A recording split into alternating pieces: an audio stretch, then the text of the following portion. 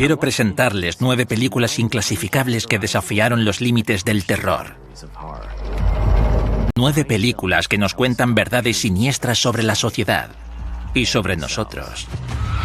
9 películas llenas de miedo y de diversión. 9 pesadillas que nunca olvidarán.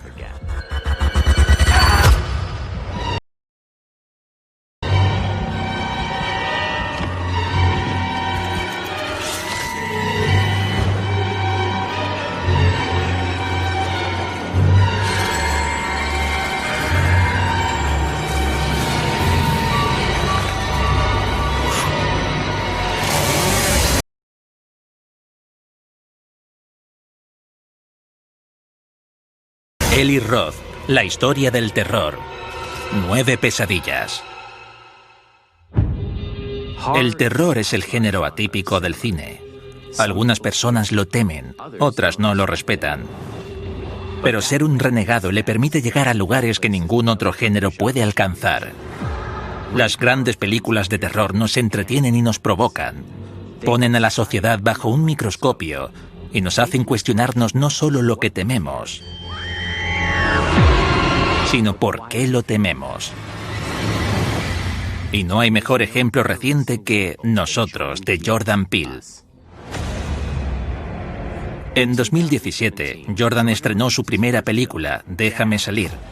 Un éxito de crítica y de público, ganadora de un Oscar, que satirizaba el racismo en Estados Unidos. Lo que viviste con tu primera película es... Ganaste un Oscar por una película de terror que tiene seguramente el mayor significado cultural desde La Noche de los Muertos Vivientes, y luego tienes que superar eso. Las expectativas eran brutales. Como tú bien sabes, para empezar, tienes que plantearte qué me ha traído hasta aquí y revisar Déjame salir e imaginar lo que espera el público. Si logro comprender o señalar con precisión lo que creo que espera el público, puedo empezar a discurrir cómo subvertir eso.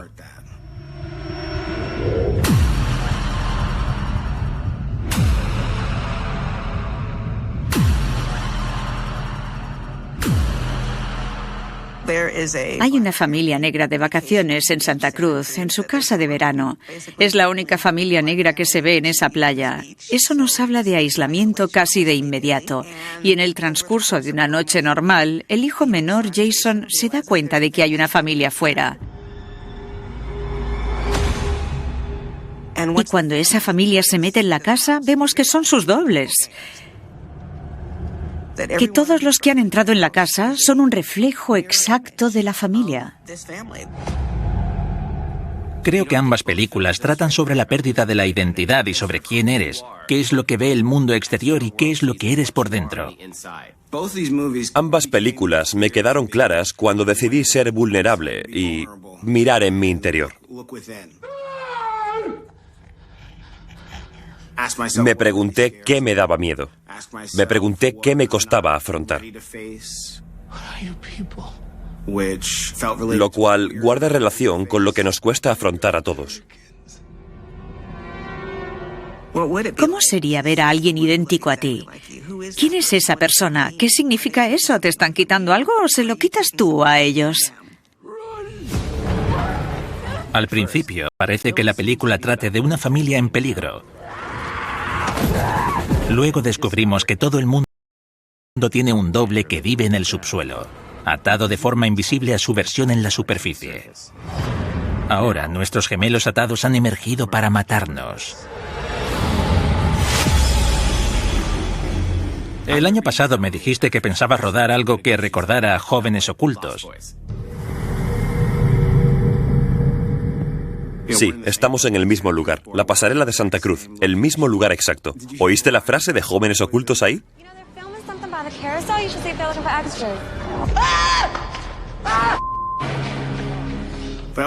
Teniendo en cuenta la idea de Jóvenes Ocultos de que hay un monstruo aquí arriba, pensé, ¿y si hay un monstruo debajo también, en el mismo lugar, en el lado contrario?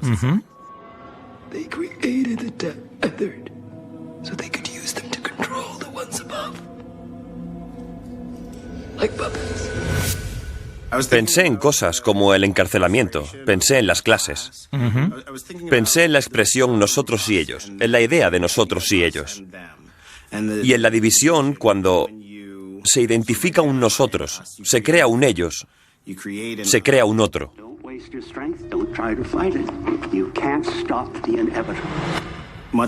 Del mismo modo que en Déjame salir, aquí tratamos con un monstruo sistémico. Y también parece ser, de una forma bastante clara, una historia sobre los ricos y los pobres.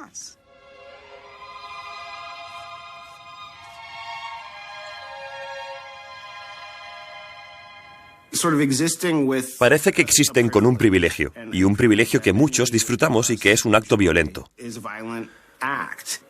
Ese es el tema central de nosotros. La idea de que al mirarnos al espejo, individual y colectivamente, podemos ver que no es tan simple como yo soy de los buenos. Todos formamos parte de un sistema. Hay una historia detrás de todo lo que disfrutamos. Hay una fábrica, una cadena de montaje. Hay alguien que trabaja en exceso para hacernos felices si podemos pagarlo. Tenemos nuestros placeres a costa de personas invisibles que no queremos reconocer ni ver porque es inconveniente.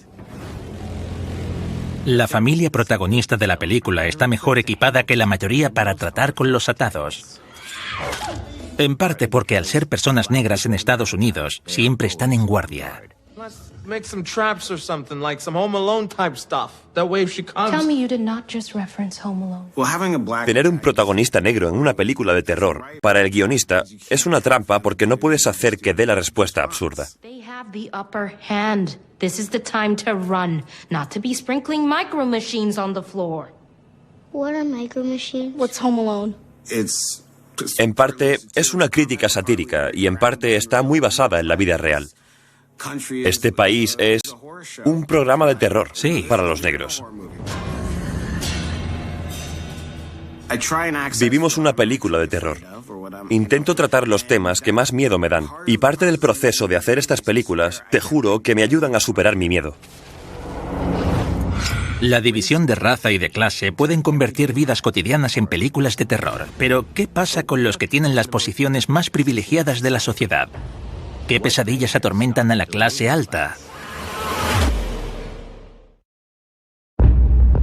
En el año 2000, Christian Bale ofreció una interpretación inolvidable como el antihéroe de American Psycho. Una sátira siniestra sobre el comportamiento humano en lo alto de la escala económica. American Psycho, basada en la famosa novela de Bret Easton Ellis, trata de un ejecutivo joven y rico que parece tener una vida perfecta. Es muy guapo, tiene un piso fantástico, tiene un trabajo muy bien remunerado. Nos habla de alguien con una vida exterior perfecta, pero que tiene tanta rabia y está tan vacío que se dedica a destripar a mujeres jóvenes.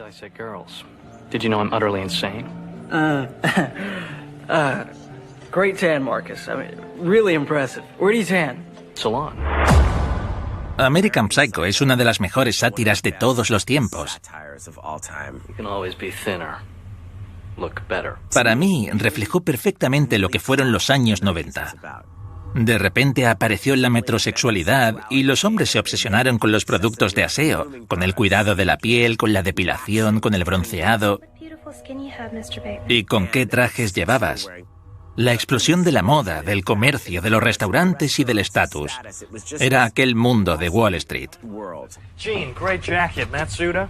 Valentino Couture. Es una sátira del consumismo. Where did you get that overnight bag?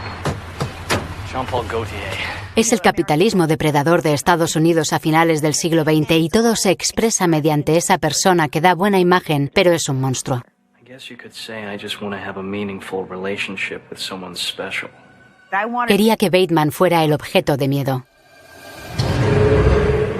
Cuando Christian y yo preparamos el papel del protagonista, hablábamos de él como si fuera un marciano, alguien de otro planeta que no sabe cómo ser humano. Por tanto, cuando Bateman va a tener relaciones sexuales, ve una película porno. Si va a cometer un asesinato, verá una famosa película de terror. El hecho de que la dirigiera una mujer fue un contrapeso muy interesante respecto al libro. Aunque él comete todas esas locuras, No hay un tono misógino contra las mujeres, de rechazo a ellas en la película. Gene? Sorbet? Cuando estábamos rodando American Psycho me di cuenta del miedo que tiene una mujer a salir con alguien o a ir al piso de un hombre y de que pase algo malo y de que ese hombre se transforme o pase a ser otra persona. Es un miedo femenino que está muy presente.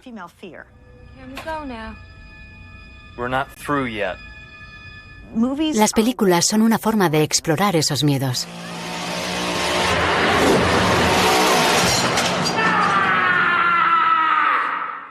No queremos reconocerlo, pero en todos nosotros hay una parte de Patrick Bateman. Una parte que es obsesiva, que quiere cosas.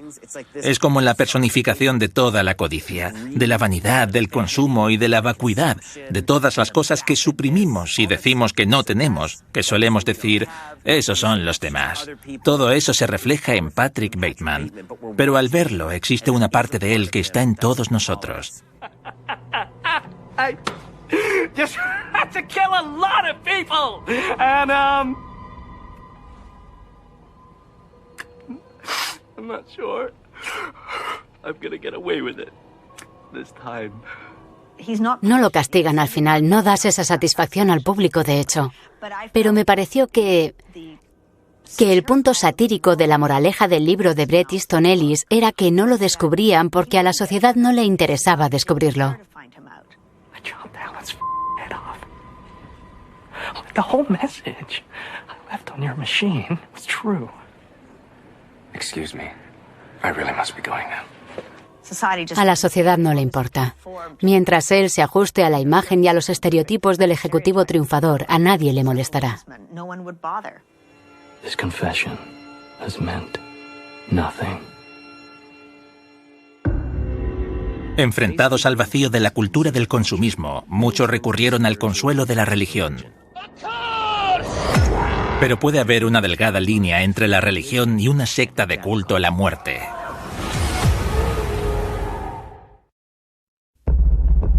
La mayoría de las religiones enseñan el camino de la paz, pero las diferencias religiosas han provocado un increíble derramamiento de sangre.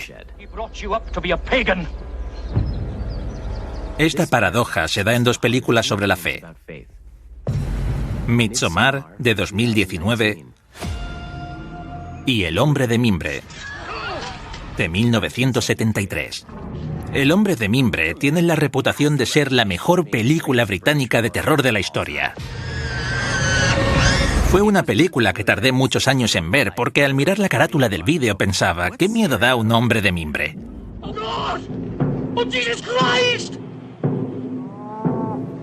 Por fin la vi, y fue una de las películas que me cambiaron la vida.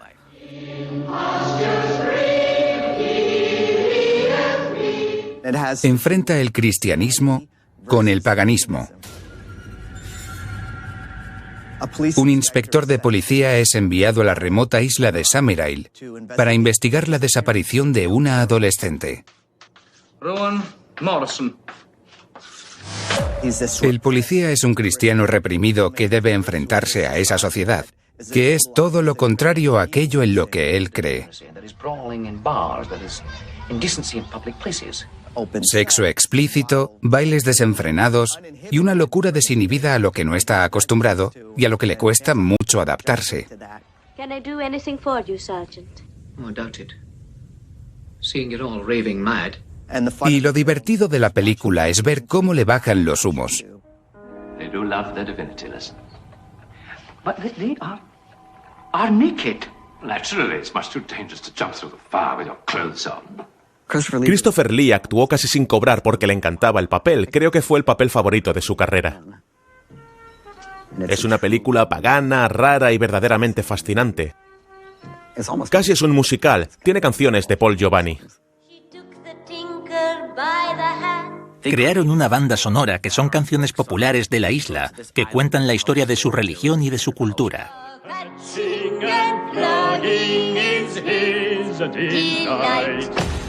Las letras de las canciones son... Todo tiene un doble sentido y un significado sexual. Es una película sexual muy, muy subversiva. Al inspector de policía le engañan porque cree que dirige una investigación y que atrapará al asesino de una niña. Hasta que se da cuenta de que ha sido un pringado todo el tiempo.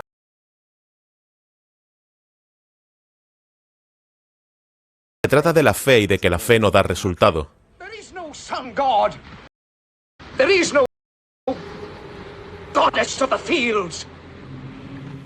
No diría que se pone de parte de los paganos, pero sí muy cerca, porque toda la devoción del protagonista no le sirve para salvarse.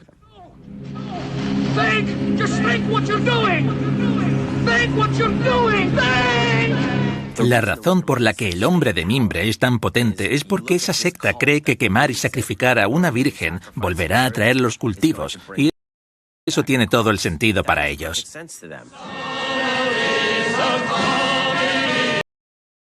Para la otra persona es toda una locura, porque todas sus creencias tienen una perspectiva cristiana. Y la de ellos, una perspectiva pagana. Lo que es totalmente normal para una persona es absolutamente aterrador para otra, y hay algo muy real en eso. El choque cultural que muestra El hombre de mimbre influyó mucho en mi película Hostel. Visualmente le rendí homenaje. Y se ven elementos de ambas películas en Midsommar, de Ari Aster. Tras una pérdida desoladora, una joven emprende, con su egocéntrico novio y con sus compañeros de estudios, un viaje a la campiña sueca. Los han invitado a asistir a una celebración popular anual. Escribir Midsommar fue algo terapéutico para mí. Atravesaba una ruptura y buscaba la perspectiva en una película de separación. ¿Cómo es la versión malvada de eso? Los estudiantes llegan a lo que de entrada parece una comunidad apacible de adoradores paganos de la naturaleza. Me encanta que esté, como El hombre de mimbre, situada en una comunidad aislada y muy homogénea que, en teoría, significa seguridad, y que luego sea todo lo contrario. Los estadounidenses intentan ser enrollados y abiertos y quieren aceptarlo y quieren entenderlo, pero no se enteran de lo que pasa.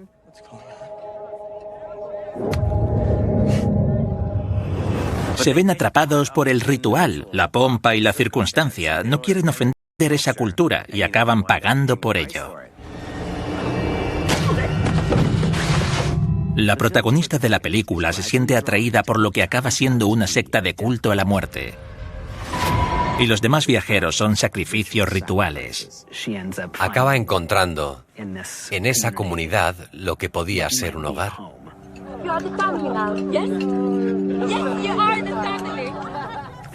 Por supuesto, la ironía es que son una comunidad eugenésica de asesinos. Pero también son mucho más empáticos y mucho más compasivos. Por eso la gente entra en las sectas.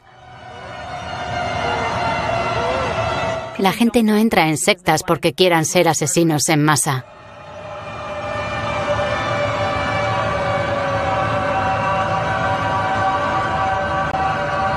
Entran en sectas porque necesitan una conexión.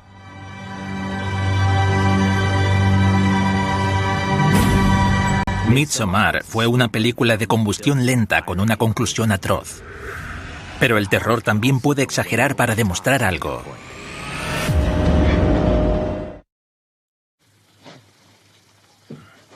Al pensar en un cuento con moraleja, quizás se imaginen algo así.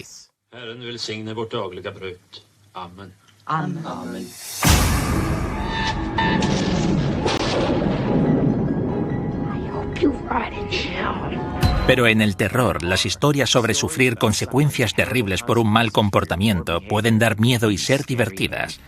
Como en Creepshow. Creepshow fue el sueño de los fans del terror. Sigue siéndolo. Es la combinación de George Romero, Stephen King y Tom Savini. Con 12 años y siendo fan del cine de terror, que el director de Zombie, El regreso de los muertos vivientes. El que hizo todo el gore de esa y de Viernes 13. Y que Stephen King fuera el guionista, supe que sería la mejor película de la historia. George me propuso, ¿hacemos relatos como en Historias de la Cripta? Y contesté, sí, venga, hagámoslo.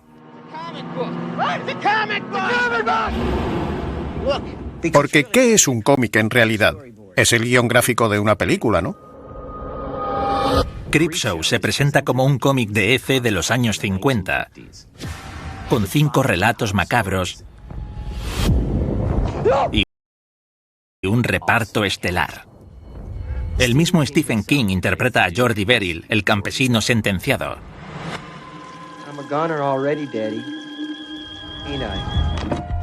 Cada relato tenía una moraleja, donde los pecadores sufrían muertes irónicas y a veces eternidades irónicas. El adolescente Greg frecuentaba el plató de Creepshow. Recuerdo que los veía filmando a los actores con las luces coloreadas en el fondo. De repente los tíos con los reguladores de luz hacían miu. Los giraban y cambiaban las luces. Su intención era sumergirnos en el mundo del cómic. Uno de mis relatos favoritos es La Caja, donde un animal violento llega a manos de un profesor universitario que es un calzonazos, que está sediento de sangre humana.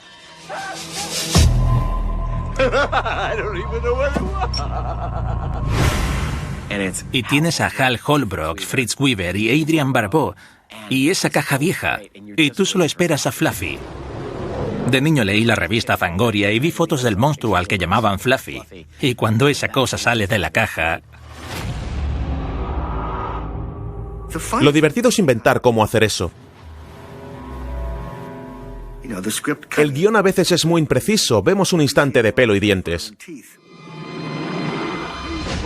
Con eso debo crear un ser que salga de una caja bajo unas escaleras de Creepshow. Nunca había construido un animatrónico hasta entonces, así que llamé por teléfono a Rob Bottin. Me llevó a su casa y quitó las pieles para enseñarme cómo funcionaban los mecanismos de las cabezas que estaba creando. Pese a la genialidad de La Caja, nada te prepara para ver la interpretación de E.G. Marshall como Abson Pratt. Este es Abson Pratt, el Abson Pratt. Another cockroach this evening, George. Oh, no. One of those big ones. Right here in my $3,200 a month penthouse apartment. Abson Pratt es un rico con fobia a los gérmenes que trata a las personas como alimañas. You might go far, White. I've noticed that in service jobs, people like yourself often do. People of color. La historia de Marshall representa muchas cuestiones sociopolíticas de la época. Porque es un personaje que es un racista redomado y que intenta vivir en una burbuja blanca protegida en su edificio, y le aterra que entren otras cosas en ese mundo.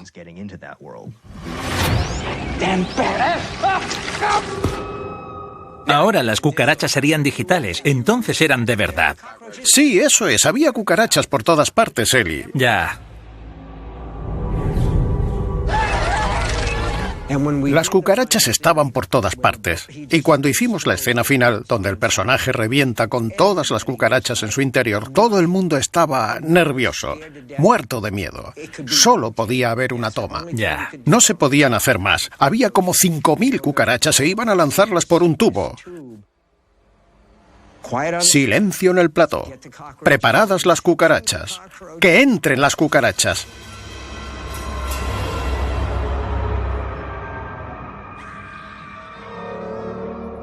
Y salió perfecto, y todos los que estaban allí estallaron en un aplauso. Es uno de los grandes momentos del cine. Creepshow se adelantó mucho a su tiempo porque fue una carta de amor de George y de Steve King a los cómics de EC. Hacer Creepshow fue su oportunidad de rendir homenaje a su fuente de inspiración. En Creepshow se castiga a los malos con muertes atroces. La violencia perturbó al público que esperaba una película liviana sobre un cómic. Pero para perturbar de verdad a los estadounidenses, hagan como Brian De Palma, una película de terror sobre sexo.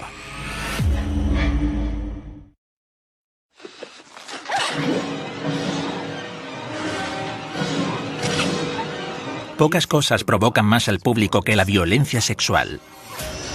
Es un tema tabú que el cine de terror puede explorar de una forma especial, porque el terror llega a donde los tímidos temen pisar. E incluso una mala película cómica de cuchilladas puede encerrar un mensaje sorprendente sobre la masculinidad tóxica.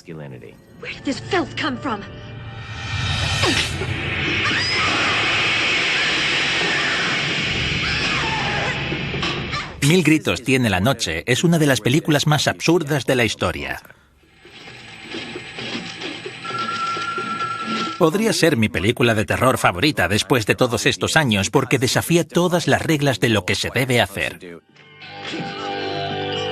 Es tan absurda que si la proyectas en una sala llena, te garantizo que el público saldrá diciendo: es la mejor película que he visto en mi vida.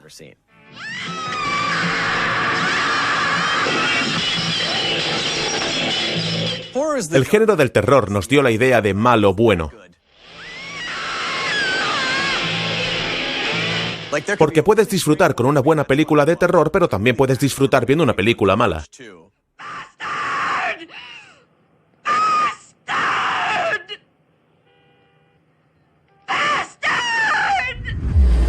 En Mil gritos tiene la noche, un estudiante universitario y una policía encubierta intentan atrapar a un misterioso asesino con motosierra.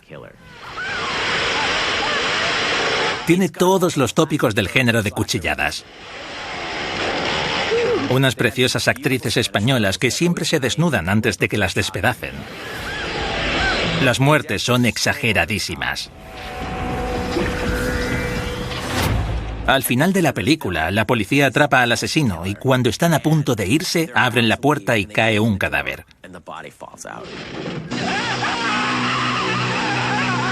Y te das cuenta de que el asesino estaba creando un puzzle humano. Es una sorpresa increíble.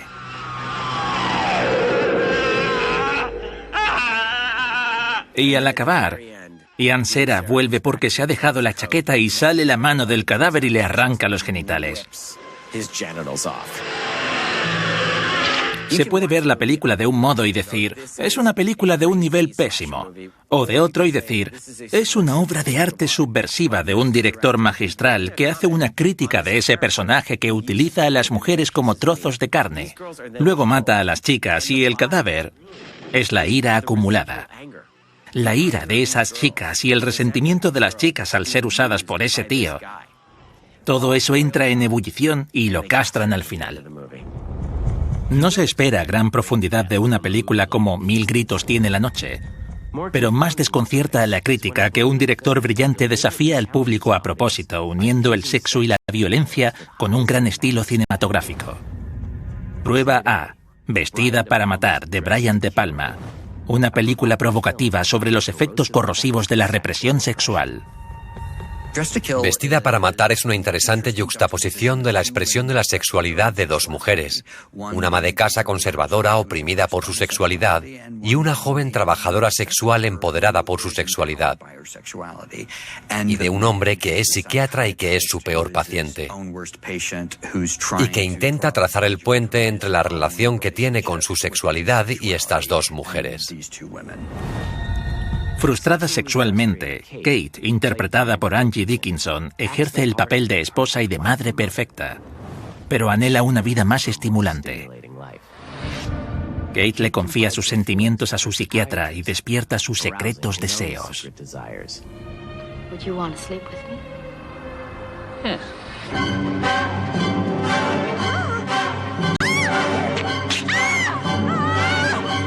Entonces, en un giro sorprendente, Kate muere brutalmente a manos de un misterioso asesino de guante negro.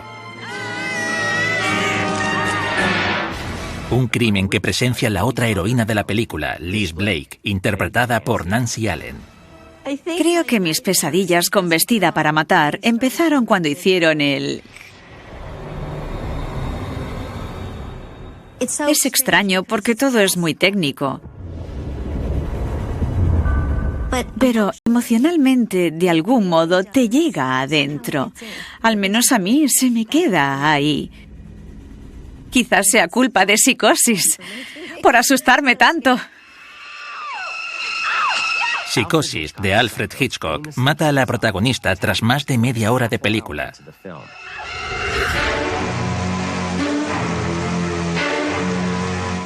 Vestida para matar actualiza Hitchcock en un bulevar astutamente satírico, llegando a sitios que Hitchcock no pudo en 1960.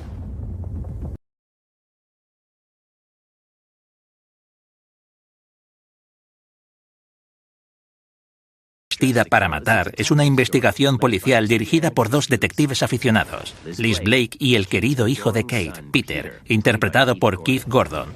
Todo realzado por el dominio de la técnica cinematográfica de De Palma. Evidentemente, la historia implica muchos dobles y espejos, dos personas parecidas y tener dos personalidades y escisiones. Los buenos directores visuales buscan temas y buscan lugares que quizá no tenían previstos de antemano, pero siguen indagando en las posibilidades.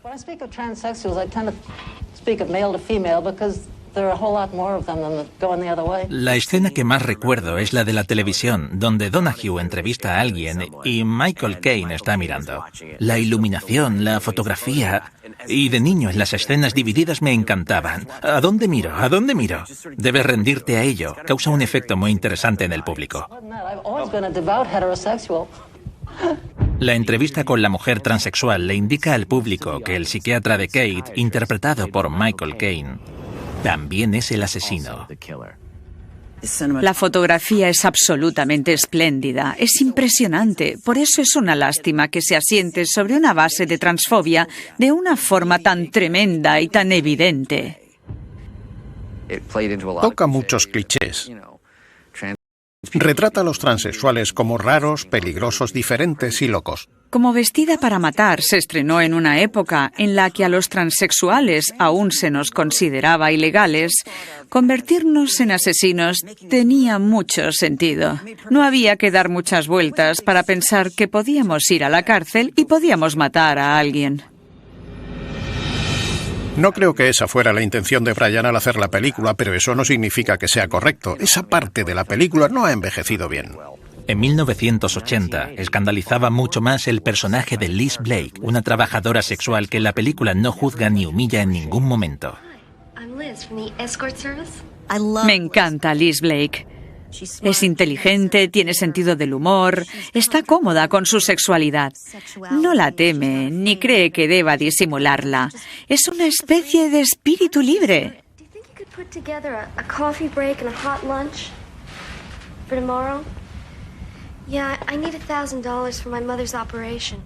Y eso era algo que reflejaba mi personalidad, pero no completamente, porque soy hija de los años 50.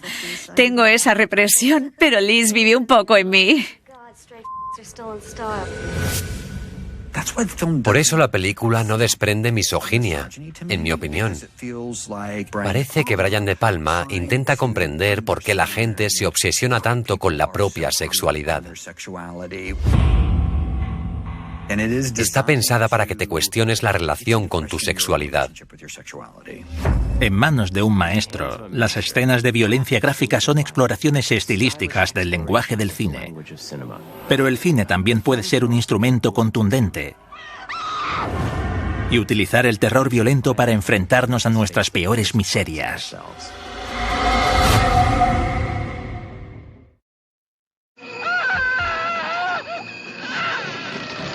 Mi gran amor es el terror italiano.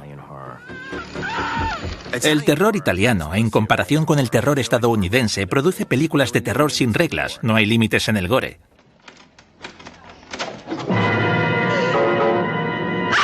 En los años 70 y 80, directores como Mario Bava, Lucio Fulci y Dario Argento tomaron las convenciones del terror y les dieron una intensidad operística. No sabían que no se podían mostrar ojos reventados ni destripamientos, mientras las películas de Estados Unidos o de Canadá, como Scanners, tenían uno o dos grandes momentos. Las películas italianas tenían uno tras otro tras otro. La primera película de Dario Argento, El pájaro de las plumas de cristal, tomó el brutal género italiano de crímenes llamado giallo y lo convirtió en bellas artes. Había que cumplir ciertos tópicos para que fuera giallo. Había que tener pistas falsas. Había que adivinar hasta el final de la película quién era el asesino. El asesino debía llevar guantes. Dario Argento reescribe las reglas con El pájaro de las plumas de cristal. Tiene todas las características del cine de Argento, la música maravillosa de Morricone, el asesino de guantes negros, que solían ser las manos de Argento, porque había que hacerlo bien. Atravesar a la víctima con un cuchillo, pero con mucho estilo. El pájaro de las plumas de cristal inaugura la época del cine de terror moderno.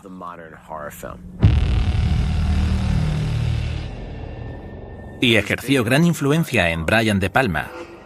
Vestida para matar y El pájaro de las plumas de cristal se pueden comparar y solapar. Pero lo más provocativo e innovador en el cine de terror italiano de todos los tiempos es Holocausto Caníbal, de Ruggero Deodato. Deodato fue aprendiz de dos directores magistrales, Sergio Corbucci y Roberto Rossellini. Piensen en la violencia y el realismo de Roma, ciudad abierta.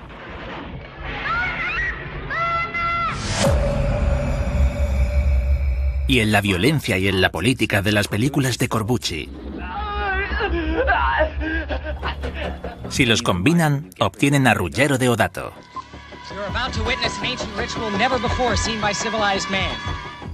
Por eso Holocausto Caníbal es tan efectiva, no es casualidad. Today is Saturday the 25th. If I were in New York right now, I'd probably be... Holocausto Caníbal es la primera película de metraje encontrado.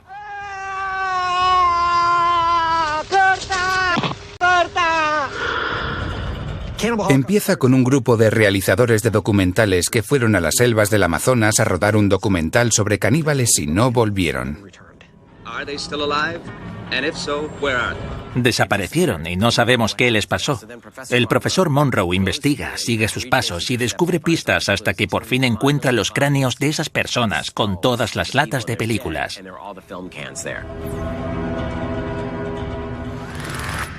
En la segunda mitad vuelve a Nueva York, mira el metraje y lo que ve es impactante.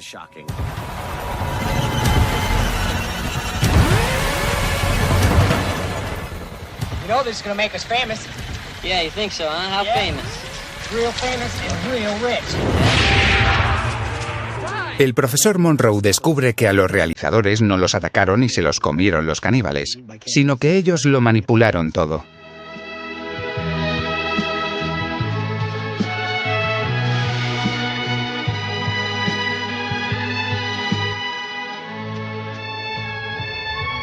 Deodato dijo que la rodó como reacción a la cobertura sensacionalista de los terroristas italianos que hicieron los medios.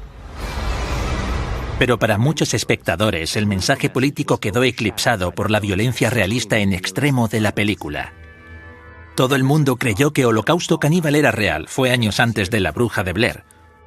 El impacto de Holocausto Caníbal fue tan grande que se acusó de asesinato a Ruggero Deodato. Pero cuando acabó en el tribunal, Deodato fue absuelto de los asesinatos porque llevó a todos los actores y dijo: ¿creéis que están muertos? Pues aquí los tenéis. Holocausto Caníbal me afectó enormemente, tanto que tuve que hacer mi propia película sobre caníbales.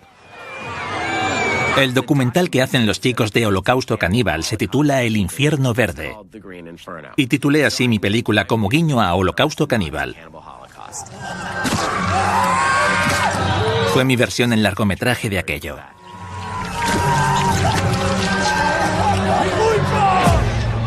Algunos artistas necesitan desafiar al público, pero ¿cuánto es demasiado? Para mí, Holocausto Caníbal está justo al límite. Para otros lo sobrepasa con creces. Es una película tan ofensiva y tan horrorosa que tiene algo para ofender a todo el mundo.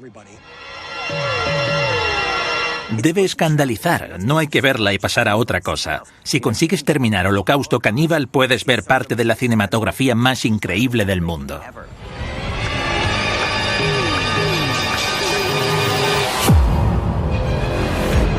En el terror, las pesadillas cobran vida. Muestra lo mejor y lo peor de la humanidad. Lo que deseamos y lo que tememos. ¿Quiénes somos y quiénes tememos ser? Si tenemos el valor de afrontar nuestras pesadillas, podremos conquistar nuestros mayores miedos.